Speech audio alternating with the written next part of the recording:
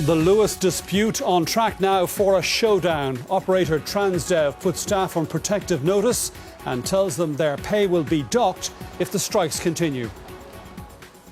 Anger in the Garda ranks. They plan to march on the Dáil in uniform and work to rule to get their pay restored. And I've told my delegates that, look, I don't want to go to jail, but I'm prepared to go on their behalf. A mixed martial arts competitor dies in hospital just days after a fight at Dublin's National Stadium. It seems to be a sport that any part of the body is fair game. And the mounting cost of building houses for homeless families. Those houses should have been built for about 139, 140,000 on a like-for-like basis. There's no reason for those houses to be over €200,000.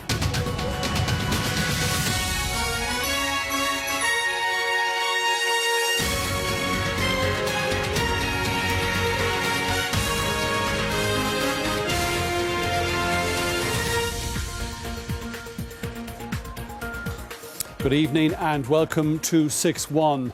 The operator of Dublin's Luas light rail system has placed all its staff on protective notice with immediate effect.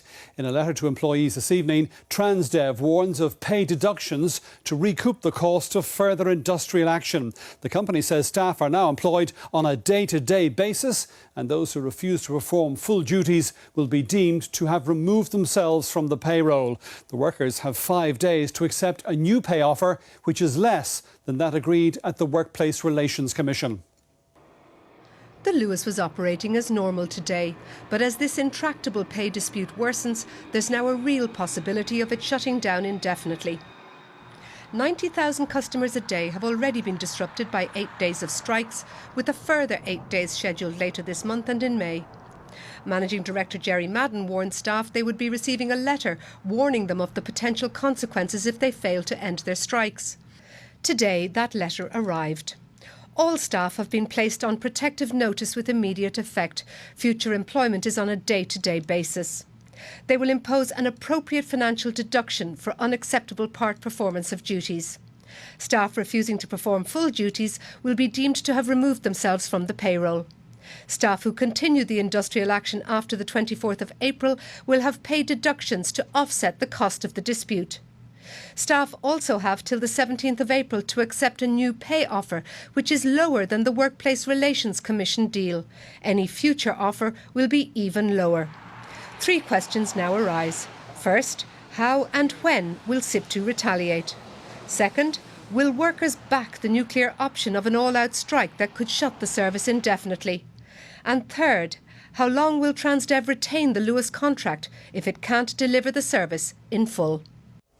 Ingrid is with us now in studio. We knew this letter was coming, but that doesn't dilute its impact. Ingrid, this is a hard-hitting letter. It is a very hard-hitting letter. It definitely ratchets things up. I mean, it is slightly softened by the fact that the workers knew this was coming from this meeting yesterday, but it is hard-hitting. The one advantage of this is that it is, and I think a lot of the parties will realise this, it's bringing it to a head. This has been dripping for quite some time, and I think that it's no surprise to industrial observers that at a certain point it was going to become unsustainable, even in terms of passenger certainty about service, that this could go on a day here, a day there, 2 days off here, then back on.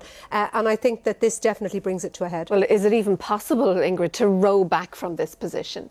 When you say row back, I think we now have to wait and see how SIPTU respond. They have until the 17th of April to respond to this lower pay deal. I think it's highly unlikely that they will accept it. I think that they have until the 24th of April before workers continuing in the industrial action will see serious deductions. But we will have to wait and see. I haven't been able to contact any of the SIPTU officials yet. I have spoken to 1 or 2 of the workers. They say they won't be steamrolled into any knee-jerk reaction. But the key question is, will they go for the nuclear option of a ballot for all-out action? And what consequence will that have for Transdev and for their contract with Transport Infrastructure Ireland? We don't know the penalty clauses that exist in that contract, but at a certain point, if Transdev is not delivering a service, there will have to be some penalty that will kick in. We'll be talking to the company a little later on. Ingrid, for the moment, thank you. The Association of Garda Sergeants and Inspectors has announced a campaign of industrial action as part of its claim for pay restoration. The association's General Secretary told delegates at their annual conference today that he is prepared to go to jail for advocating strike action. The Garda Commissioner has rejected the AGSI's claims that she didn't support officers in their work. So I just ask, ladies and gentlemen, any injured on duty ever, would you just stand up?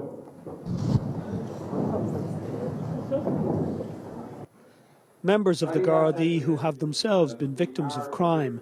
The sergeants and inspectors stood up at their annual conference today to illustrate just how prevalent attacks on sergeants and inspectors are. I was assaulted when I was a uniform sergeant in Letterkenny. I was assaulted one night, and the net result was 2 ruptured discs in my back. I was on the ground basically for 6 months, 5-6 epidurals later, and still fighting it to this day. The mood of the delegates here was one of defiance as the conference agreed to embark on a campaign of industrial action, beginning with a march on the Dáil in uniform, moving on to pickets at ministers' and TDs' offices, a work to rule, and culminating in a special delegate conference to discuss possible strike action. The mere fact that I am proposing a special delegate conference to discuss strike action, I could be in breach of the law, and that could result in me being prosecuted and sent to prison. And I've told my delegates that, look, I don't want to go to jail, but I'm prepared to go on their behalf. The Garda Commissioner received a polite and respectful welcome here, but was criticised for not supporting her frontline officers, an accusation which Noreen O'Sullivan rejected. She declined, however, to answer questions from the media, but made a statement to camera outlining her achievements as the country's most senior police officer.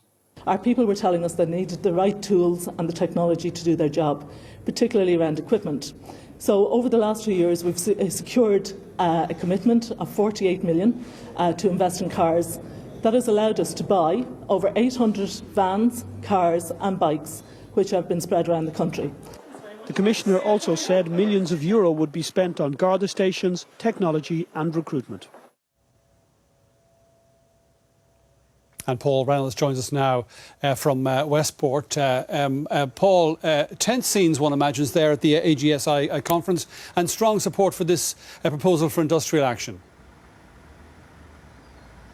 Yeah, Brian, the campaign of action over the pay restoration is quite unprecedented. I mean, the Garda sergeants and inspectors have marched on the Dáil before and have protested over pay, but this will be the first time they'll do so in uniform, so you'll have the rather incongruous sight of Gardaí marching in protest in uniform and other Gardaí in uniform policing that protest. They also say they intend to picket ministers' and TDs' offices. Again, that's quite unprecedented and has echoes of the anti-water charge protests. But delegates we spoke to this evening say they're determined to go ahead with it. They're not happy about having to take those actions. They're uncomfortable, particularly about picketing ministers' and TDs' offices and the potential for strike action, but they say they will go ahead with this action if the government fails to address their concerns. Paul Reynolds in Westport, thank you for that. Now, still to come on tonight, 6-1, a former property developer who faked his own kidnapping gets a suspended sentence for wasting Garda time. And coming up in sport, Zlatan Ibrahimovic and his PSG teammates are in Manchester as they take on City tonight for a place in the Champions League semi-finals. And we hear from the West and the South ahead of this weekend's big league clash between Connacht and Munster. Talks between Fine Gael and Fianna Fáil resumed at government buildings this afternoon. The discussions lasted an hour and a half. Both sides exchanged papers and have now resumed a second session of talks. One source described the talks as good. The main players were at Leinster House today for another round of talks between Fine Gael and Fianna Fáil, but very few were talking, and those who were saying very little. Today is about examining the mechanics of how a minority government works. There has been a real demand for new politics, for doing things differently. Well, that's really going to be put to the test now, and we'll see if everyone is mature enough and responsible enough in politics to make this new reality work. Others outside the negotiating process were confident of an outcome. I would imagine that we will see significant progress. There seems to be a clear path forward now, and I don't think we should get too obsessed with arbitrary deadlines. It's one thing that should always be avoided in life. How long will the government last? I think the government will last as long as it operates in partnership with the Dáil and the Shannon. On the outside looking in are the 15 independents who have been courted by both parties, but soon they will have to decide who they are supporting or not. We're still not going to do anything until we have a response from both Fianna Fáil and Fine Gael as to what they're going to do, how they propose to support a minority government whoever goes to power or comes to power. So there's really nothing more the independents can do. There's no point leaning anywhere on such times we have a formula as to how the government is going to run for this year or next year. I think it was leaning more like an election, that's what I can see. And as somebody blinks here, and it's too serious with too many issues in the country, and I'm very disappointed, as I said. And so it continues, the electorate awaiting a government or another election. Martina Fitzgerald, RT News, Leinster House. Well, David Davenport standing by for us now. A second round of talks, David, underway. Can we interpret this at least that some progress is being made? Well, someone close to the talks told me in the last few minutes that there wasn't much more talking to be done tonight. They're wrapping up. They've exchanged position papers on how a government might work, and they'll be drafted and redrafted overnight. So basically the talks winding down at this stage. We know very little more than that. Everybody keeping it close to their chest at this stage in the proceedings at any rate. Meetings elsewhere in Leinster House, though. The Independent Alliance due to meet with Fine Gael to talk about their priorities. That group said to be quite cohesive. Apparently it's one for all and all for one, and if one member of that group doesn't like what they see in terms of documents from Fine Gael or Fianna Fáil, they'll be backed by their colleagues. The other group, the so-called Rural Five, involving Roscommon Deputy Dennis Naughton, well, there's talk about different approaches there. Mr. Naughton said it couldn't be ruled out that were they to plump for Enda Kenny or Micheál Martin on Thursday, that there might be a split in the camp, if you will, because there isn't a whip in that group. And finally, Social Democrats met this afternoon. They have 3 TDs. They still say they won't be favouring anyone in the vote on Thursday, so they're abstaining. Well, outside those talks on government formation, David, the Labour Party leadership, what can you tell us about what's happening there? Well, Labour lost 30 out of 37 seats. You might have expected that Joan Burton would want to bow out gracefully, but a report in the Irish Times this morning says that she's intent on standing and that she is quite content to go up against Deputy Leader Alan Kelly if there is a contest. Now, Labour not confirming that explicitly. They say they don't know what she's going to do. She hasn't said so in so many words to them. But one Labour source said that the Irish Times story really reflected what he said were the fears of many at a senior level. So not a welcome development were there to be a contest. If it did happen, there might well be other candidates throwing their hat in the ring. All in all, not very encouraging for Brendan Howlin. The Wexford TD had been said to be willing to take on the job, but not keen on a contest, it seems. David Davenport for the moment. Thank you.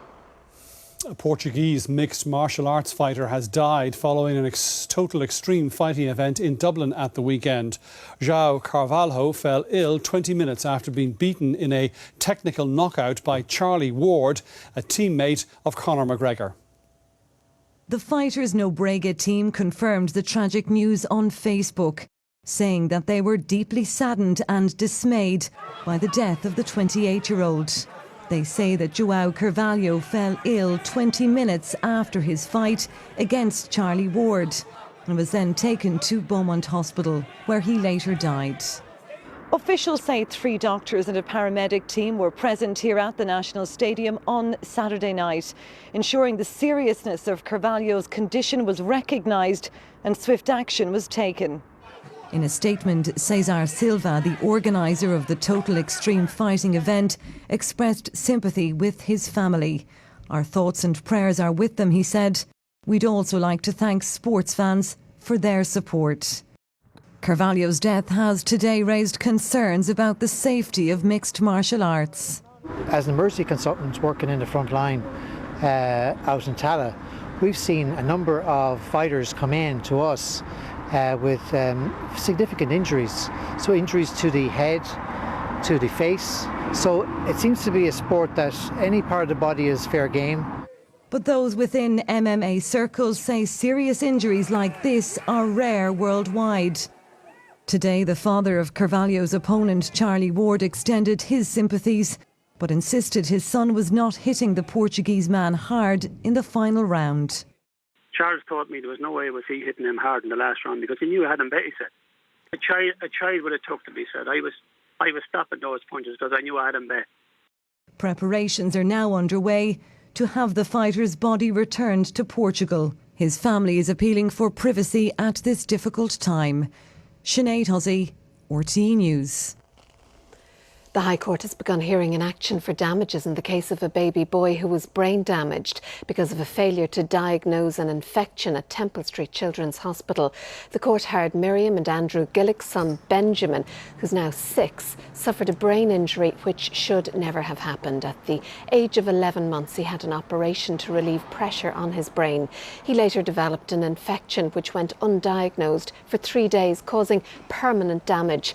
The hospital has admitted liability and the cases before the court for assessment of damages. The independent health watchdog HIQA has forced the St John of God services to close a residential centre for people with disabilities in County Louth.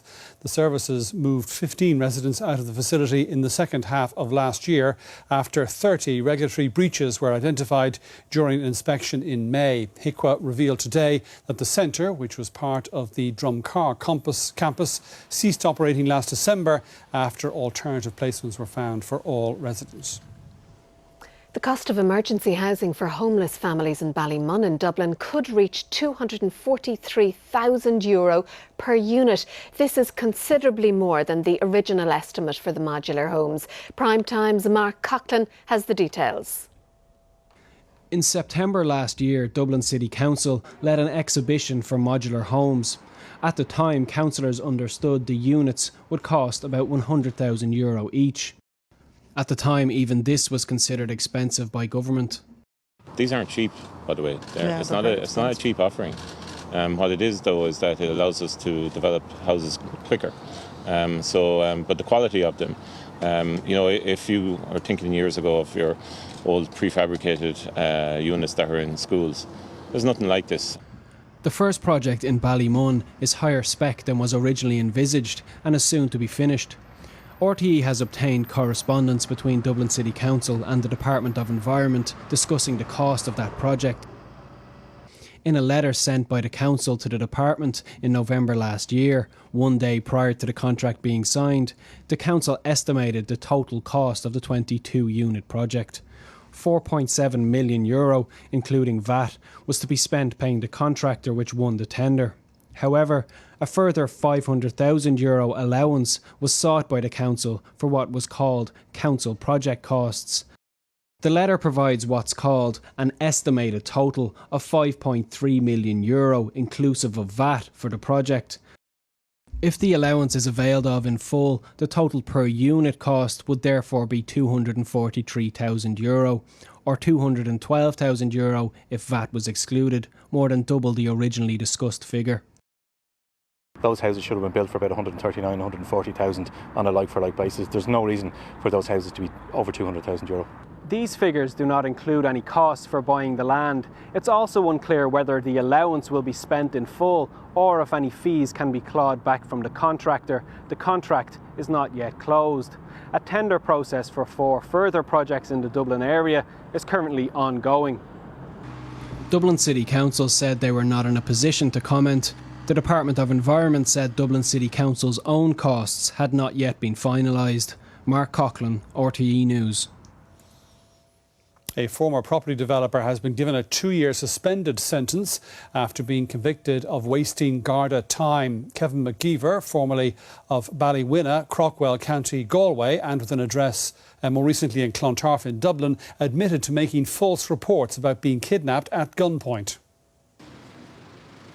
Kevin McGeever was found on a roadside in County Leitrim in January 2013. He was in a dishevelled state at the time and taken to hospital in Mullingar. He told Gardaí he'd been kidnapped at gunpoint from his home in Crockwell in County Galway and held for months in an underground steel container by his captors. That prompted a 6-week investigation, which culminated with Mr McGeever's arrest in March 2013. During interviews with Gardaí in Gort, he admitted he'd fabricated the entire story. Today he pleaded guilty to a charge of wasting Garda time. Detective John Keating told the court the total cost of the investigation was €86,500. It involved over 3,000 hours of work. The court was told the 71-year-old owed a considerable amount of money to investors following the economic crash. He'd hoped the claim of kidnapping would get a number of them off his back. Judge Rory McCabe imposed a 2-year sentence, which was suspended on condition that Mr McGeever enter into a 5-year bond to keep the peace. The judge said Mr McGeever had already cost the state several thousand euro, and he didn't want to burden taxpayers further by sending him to jail. As he left the courthouse, the former property developer made only a brief comment. Are you relieved that it's over? Figure that one out yourself. I remember you. Pat McGrath, RTE News, at Galway Circuit Criminal Court. Now, there we take a break. Still to come, more on the escalation of the Luas dispute. We'll be talking here in studio to Jerry Madden, Managing Director of the tram operator Transdev. And protests at the forced sale of a 1,000-strong herd of cattle following unpaid bank loans of nearly €2.5 million.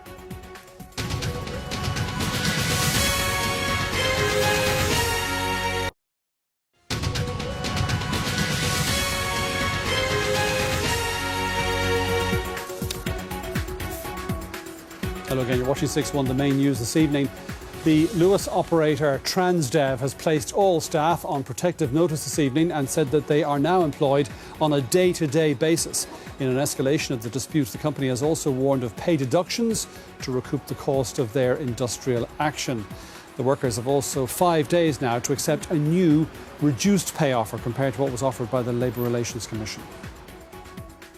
The Association of Garda Sergeants and Inspectors is to take industrial action as part of its claim for pay restoration. The association's General Secretary told delegates at their annual conference that he was prepared to go to jail for advocating strike action. And RTE News has learned that the cost of emergency housing being built for homeless families could reach €243,000 per unit. This is much more than the original estimate for the modular homes at Ballymun in Dublin. Well, let's return to our main news this evening, that worsening situation in relation to the dispute in the Luas light rail system in Dublin. We're joined by Jerry Madden, who's Managing Director of the Luas operating company Transdev. Jerry, thanks for talking to us on the programme. The unions are considering now balloting for all-out industrial action, all-out strike action. You've taken this much harder line this evening. And effectively, are you trying to bring things to a head, to bring this crisis to a point where there is effectively a stoppage, full stoppage? Well, I sincerely hope the union don't go down that road at all. What we've had is an engagement yesterday locally with the union where we tried to find or chart a path to a resolution for here using conventional methods. So a reasonable pay claim and trying to address some of the issues that they put across from the WRC proposal. But we realised yesterday in the midst of those talks that actually the viewpoint they had was, well, we will go into intensive talks locally. We're happy to roll our sleeves up, to use their term, but we would not be accepting anything less than the WRC deal, which has no status anymore. Right. But let me just say but your response to that is to put a deal on the table that's even less than what the WRC well, firstly, what I'll say is, less. What they're saying is they're putting basically preconditions on local talks, saying, well, if we're talking north of 18.5 and some other things that we would like taken off the table from the WRC deal, then we'd enter into the room and have discussions with you. Well, that is just unreasonable and cannot be met.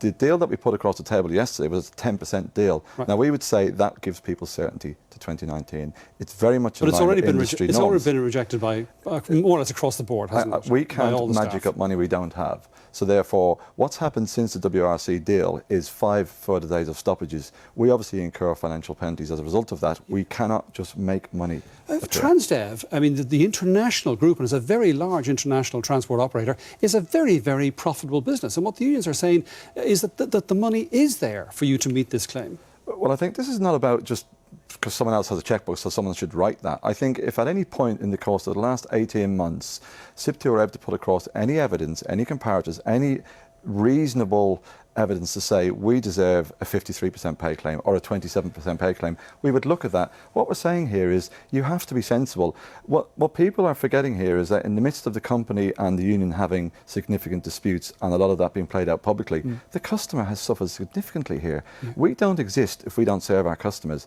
And it is not acceptable for us to continue saying to our customers, In the following weeks to come, we will not be able to transport you. So better to shots. shut the system down entirely? We're not looking to shut the... Listen, what we've proposed over the last 24 hours is basically saying to people, if you carry on to SIP2 on the trajectory that you've positioned here with further strike days, then it can't be tolerated. We have to do something about that. There is a way back, though. There is a solution. Put a reasonable pay claim across the table. Right. We will not be found wanting. You also have a contract with Transport Infrastructure Ireland. We do indeed. And that has presumably certain terms, one of which is to operate day in, day out the tram service, which you failed to do now on a number of days already, and that could escalate. At what point are you in breach of your contract, and do you risk losing that contract? Well, I sincerely hope we don't. We recently put out there very publicly via the CEO, Nigel Stevens for Transdev, that we're here to stay. We're here to stay to 2019, which is our contract, and hopefully beyond. So we're going to do everything reasonable to make sure that we are here to stay. I don't get any sense at this stage that anybody wants to kind of serve breach of contract notice on us. But let's be honest about this. This situation is really serious. We are fundamentally employed to transport people via the Luas. If we're not doing that, someone else has the right to question that. How long before Transport Ireland Infrastructure Ireland might come in and say, we need somebody else to run this system? I'm not here to speak on their behalf. And be able to actually enforce that? As I'm sure you appreciate, I'm not here to speak on their behalf. No, but you know the contract you signed. I know the contract, but what I also know is that there is a very, very almost good old-fashioned, sensible way to resolve this dispute. It doesn't need any legal challenges. It doesn't need any legal talk. It needs people to be reasonable, to be sensible. Now, we've put out there an opportunity for SIP2 to bring this to an end, to give customers certainty to 2019. I, as a managing director of a company, have responsibility for 300 people. There's a 10% pay deal, excluding 6.5 bonus. We're talking about a Luas driver in 2019, just under 50,000 a year. I think that's reasonable. All right, Jerry Madden, there we leave it. Thanks for talking to us. The European Commission has issued new proposals to make companies disclose activities in tax havens. The new rules would force large multinational companies operating in the EU to reveal how much tax they pay and where. The Panama leaks showed that multinationals, world leaders and the rich and famous have all been using secretive offshore companies to, at best, limit their tax liability or, at worst, evade tax altogether. The revelations have toppled one Prime Minister and shone a harsh spotlight on others. The European Commission had already been pushing for greater transparency. Today, capitalising on public outrage, it's proposing tough new rules for multinationals. To have a far more simple system, to have a debate about what has happened is extremely important, and I think that is where transparency helps. Under the rules, any company with a sizable turnover would have to publish what tax it pays in each EU country. For those companies or subsidiaries operating in tax havens, there would need to be further disclosure.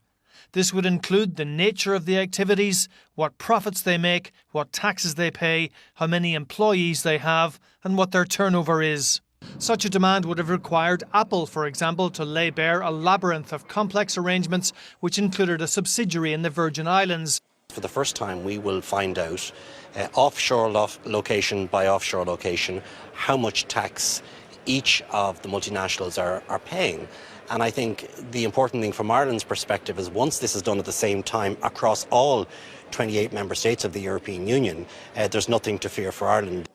Critics say there's not yet a defined list of tax havens and that the threshold will target only a small number of big companies.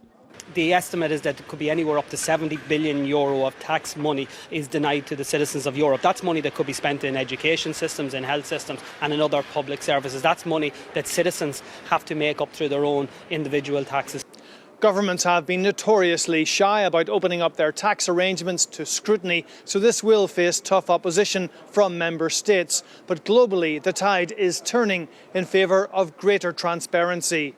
Tony Connolly, RTE News, Brussels. The Health Service Executive has defended the way it promotes a scheme which entitles patients to treatment in another country. The Executive claimed that people are reluctant to travel to avail of the EU scheme. Last year, 215 cases were pre-approved by the HSE for treatment overseas. With nearly 500,000 people on public waiting lists, the HSE says the option of being treated abroad is open to patients. Under the EU Cross-Border Healthcare Directive, people can have their treatment outside of Ireland and be reimbursed by the HSE. But today, one MEP claimed the HSE has failed to tell patients about the scheme. They need to do more, they need to we have a media campaign, maybe reinforce the message again with doctors and consultants. You know, we hear a lot this week, particularly about the growing waiting list of patients wanting to gain access for treatment in our hospitals, and I think this is something that not necessarily don't push people there, but certainly make them aware of it. Figures from the Healthcare Directive for 2015 show last year over 4,000 people inquired about the scheme from the HSE. 215 cases were reimbursed after pre-approval, and it cost around €1 million. The HSE will pay the cost of treatment abroad or what it would cost in Ireland, whichever is less. Travel costs are not included. The HSE says that when patients query their time on the waiting list, they are informed about the scheme.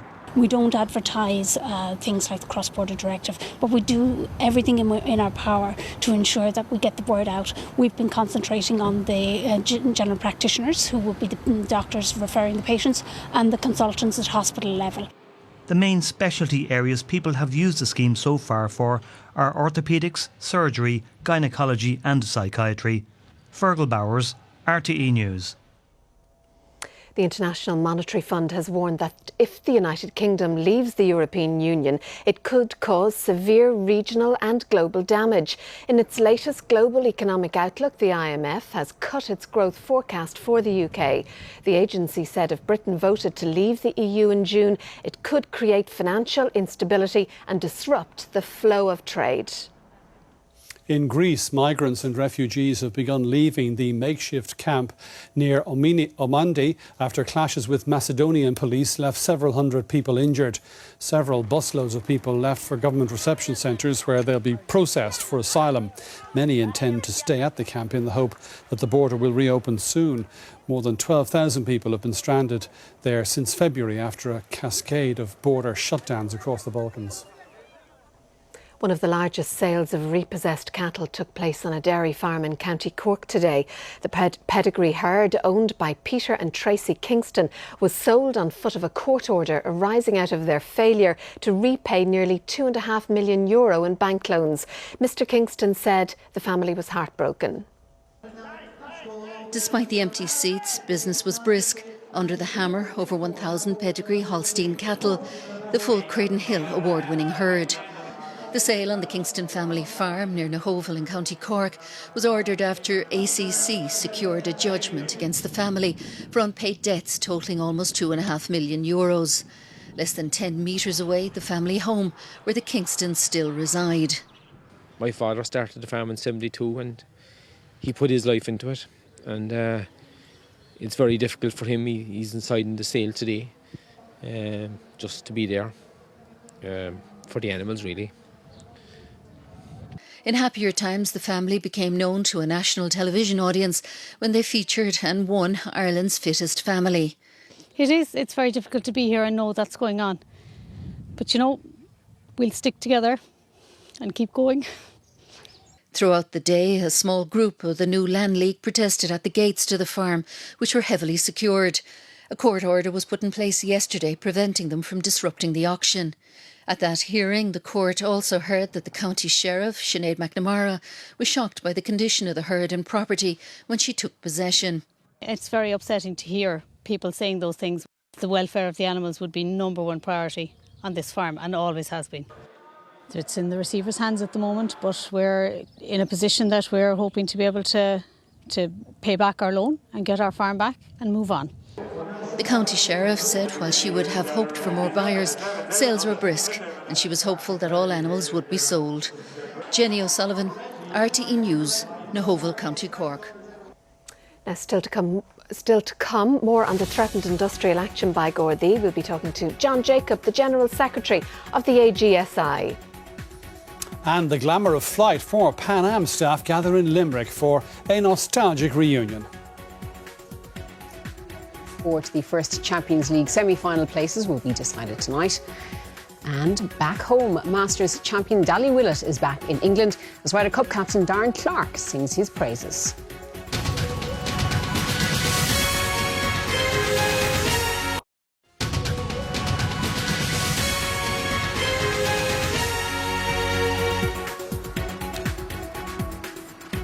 And you're very welcome back. The main news again this evening. The Luas operator Transdev has placed all staff on protective notice and says they're now employed on a day-to-day basis. In an escalation of the dispute, the company has also warned of pay deductions to recoup the cost of the industrial action. The workers have 5 days to accept a new reduced pay offer. And middle-ranking Gardaí are to take industrial action, including marching on the Dáil in uniform as part of their claim for pay restoration. The General Secretary of the Association of Garda Sergeants and Inspectors has told members that he's prepared to go to jail for advocating strike action. Well, we're going to stay with that story because we're joined from Westport by the AGSI General Secretary John Jacob. Thanks for joining us on the programme, Mr. Jacob. Will you explain to viewers why you're prepared to break the law, essentially, in pursuit of this pay claim? Good evening, Sharon. Yes, the Association of Garda Sergeants met today and we discussed pay and pay restoration. And we're very disappointed as an association that we signed up to the Haddington Road Agreement in 2013. And part of that agreement was that we would have a review of An Garda Síochána. Unfortunately, that review has not taken place. And since that review was proposed, we secured a European Social Committee decision which said that we as an association and Gardaí generally should have the right to determine their own pay and the access to the industrial relations mechanisms that other employees have, and indeed that we should have the right to strike. And nothing has been done by government to implement that. Sure, and you will appreciate, I'm sure, Mr. Jacob, that there's a certain element of hypocrisy here, if that's not too strong a word, because you are advocating breaking the law in circumstances where you're charged with enforcing the law when it comes to the rest of us. I wouldn't say it as hypocrisy. Unfortunately, we're forced into focusing the government's mind on dealing with us as an association and dealing with the Garda pay issue. You must remember that the Lansdowne Road Agreement was signed last year by a number of unions, but it was rejected by us, and since then the government are threatening to impose a 2-year pay freeze, increment freeze on our members. And these are the things that our members find intolerable and they find disappointing in light of the fact that the government is heralding that the recession is over and that we are the fastest growing economy in Europe. Unfortunately, our members are not seeing the benefits, and that's why we're forced into taking action which is unprecedented in the history of the Association of Garda Sergeants. And I'm just wondering, is there the possibility that this will impact on your credibility and the credibility of the force? Because I was just looking earlier at the oath of office which you solemnly swore, and that vows to uphold the Constitution and the law. I don't think it's in conflict with that in any way, shape or form. What we're doing is we're giving the government an opportunity to sit down with us immediately after this conference and de-escalate the situation by entering into meaningful discussions on our pay, by taking away the threat of imposition of a 2-year increment freeze, and by outlining how and when they are going to implement the European Social Committee decision. We believe these are reasonable requests. If the Minister sits down with us and implements those and sets out a time frame for the restoration of pay to 2008 levels, this threat of a march on the Dáil, this threat of discussing strike action, I can't actually call on my members to withdraw their labour, because if I do so I would be in breach of the 2005 Garda Síochána Act. What I'm proposing to do is, if there's no meaningful discussions, to convene a delegate conference in June to discuss the progress that has been made and discuss their appetite for strike action. I can't advocate strike action, and I'm not saying we will be striking, but what I am saying is, as an association, we will be sitting down in June if there's no progress. Okay, John Jacob of the AGSI, thank you very much for joining us on the programme. Thanks. More than 320 former pilots and flight attendants who worked for the iconic Pan Am airliner have gathered in Limerick for what's likely to be their last ever world reunion. The company, which went bankrupt in 1991, has a special association with Foynes, where its famous Yankee Clipper flying boats first flew in 1939. They used to work for one of the best-known airline brands in the world. Originally known as Pan American Airlines, Pan Am was one of the biggest international airlines from its foundation in 1927 until its collapse in 1991. Many of its former pilots, officers and flight attendants are in Limerick for their world reunion. The first time the group has come to Ireland and possibly the last such gathering, as many are now aged in their 70s and 80s.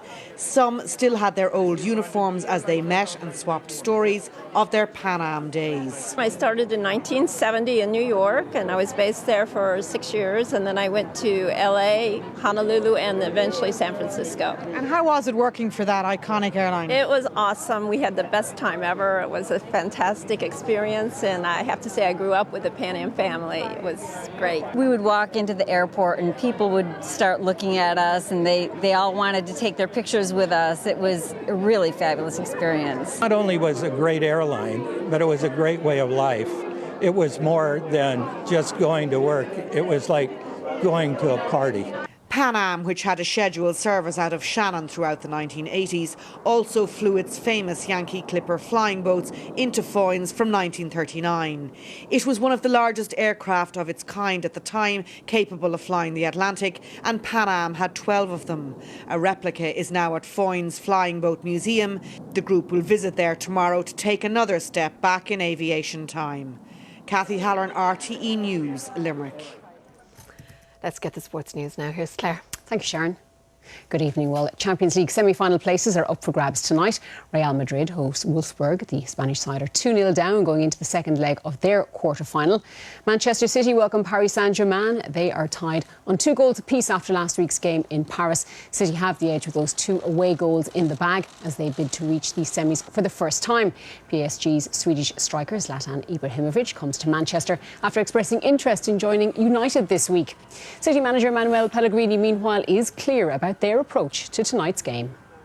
Well, I think that the most important aspect of this team is always to score. We are working here for around 3 years, and the 3 years I also always have the same answer. So it's a team that is prepared to score goals, a team that is prepared to play. If we think that we need to try to draw 0-0, I think that we are going to lose the game, so it's not in the way we normally play. So you will see the same team that you are seeing the last 2.5 seasons here.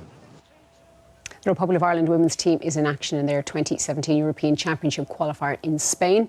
And it's the Spanish who lead 3-0, and that's into the closing moments of their Group 2 game. Boxing now, in Ireland's David Oliver Joyce is into the quarter-finals at the Olympic qualifying event in Turkey and is now 2 bouts away from qualifying for Rio. However, top seed Michael O'Reilly suffered a shock defeat, the world bronze medalist losing his 75-kilogram division fight on a unanimous decision. Darren O'Neill is in action later this evening. Both Connacht and Munster held media briefings today ahead of their Pro 12 clash at the sports ground on Saturday evening. Pat Lamb's men will be looking to regain the top spot in the table. Munster desperately need a win in their search for a playoff place. Connacht are riding high on Pro 12 success. Saturday's encounter with Munster is already a sellout, even with additional seating. Fans are keen to witness the culmination of a great campaign. 3 games, all right, and mathematically, we win 1, we are 1 without a bonus point, we're guaranteed top 6. We win 2 out of the 3, we are guaranteed semi-final. Just without bonus points, that's guaranteed. We win 3 out of 3, we are guaranteed home semi-final. And that's a wonderful situation to be in. And now we go back to what we always do, 1 at a time, get the process on how to beat Munster. The mood isn't as upbeat in Munster. They're 6th at present, 5 points outside the playoff places, meaning European Champions Cup qualification is precarious. The imminent appointment of a director of rugby then might appear an unwanted distraction. But Anthony Foley insists it's not on the squad's radar. Nothing to do with it. We don't read the press. We won't even watch this interview, to be honest with you. We just focus in on what we need to do next and make sure that we're properly prepared. And that's the best we can do. You know, there's no point in getting involved in stuff that is peripheral to the job that we're in and the importance of the job we're in at the moment and the predicament, as you said earlier. You know, we got to focus in on that because, you know, sports ground is a difficult place to go. Scarlets are going well, Edinburgh going well. You know, there's a fight on. You know, you don't want to be distracted. Both sides have their injury concerns. Connacht back Danny Poolman is out with a leg injury picked up against Grenoble, while Anthony Foley has also revealed Peter O'Mahony is unlikely to play again this season as he recovers from an ACL injury. Joe Stack, RTE News. Ken Doherty is fighting for a place at the World Snooker Championships. The former world champion currently leads Ryan Day by 3 frames to 1 in the first session of their best-of-19 frame qualifier in Sheffield. The new Masters champion, Danny Willett, has arrived back in England. The 28-year-old became the first English winner of the Masters since Nick Faldo in 1996. After landing at Manchester Airport, Willett said he was looking forward to getting home to his new baby son, whose early arrival 2 weeks ago allowed him to play at Augusta. Just spending time with Nick and little man, and just enjoying what we've just done, watching it over, seeing the reruns, and just enjoying being at home and relaxing and going back to being a dad, I guess. Go change some nappies. Hopefully we'll just take it in a stride and enjoy what we've done. Obviously, we've had a lot of encouraging messages from a lot of really nice people around the world, obviously offering advice if I need it. So we've got a lot of good people on our side, so hopefully we can just take it in a stride and enjoy it. Well, Ryder Cup captain Darren Clarke was also back home today as he launched the Ryder Cup Trophy Tour at his home club, Windy Royal Portrush. Clarke failed to make the cut at Augusta over the weekend, but he was pleased with the very strong showing by European golfers, including, of course, the champion, Danny Willett. Danny's been playing great for a couple of years now, and I know Danny very well. He's part of the same stable that I am. We've been practicing a lot with him. He was more or less a lock for the team anyway before he won at Augusta, but certainly to have another European winner and indeed Danny lifting the green jacket in the manner in which he did is certainly huge for not just the Ryder Cup but for the European Tour. That is the sports for now, so it's back over to Sharon. Claire, thank you. Finally this evening, the Irish author Mary Costello has been shortlisted for the 2016 International Dublin Literary Award for her book Academy Street. 10 books are on the shortlist for the award, which is sponsored by Dublin City Council. The €100,000 award is the world's most valuable literary prize for a work of fiction published in English. The winning book will be announced in June. Main news again this evening. The Luas operator Transdev has placed all staff on protective notice and says they're now employed on a day-to-day basis. The company also warned of pay deductions to recover the cost of further industrial action. The workers now have 5 days to accept a new reduced pay offer. Speaking on this programme, the managing director of Transdev, Jerry Madden, said the way was still open for a resolution if the union SIPTU was sensible. And a reminder, as always, that you can keep up to date with all the news as it happens on RTE News Now and with the News Now app. Our next main bulletin here is at 9, but for now, from Sharon, me, Claire, all the team, thanks for being with us and have a great evening. Bye for now.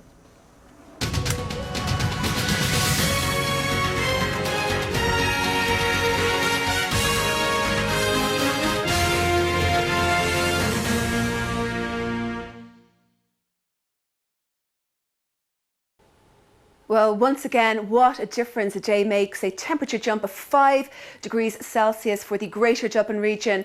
9 degrees here yesterday, 14 today. That's 2 degrees above the seasonal norm. Values more subdued though further north with cloud, rain and drizzle, all linked to a weather front which will continue to clear northwards this evening and overnight.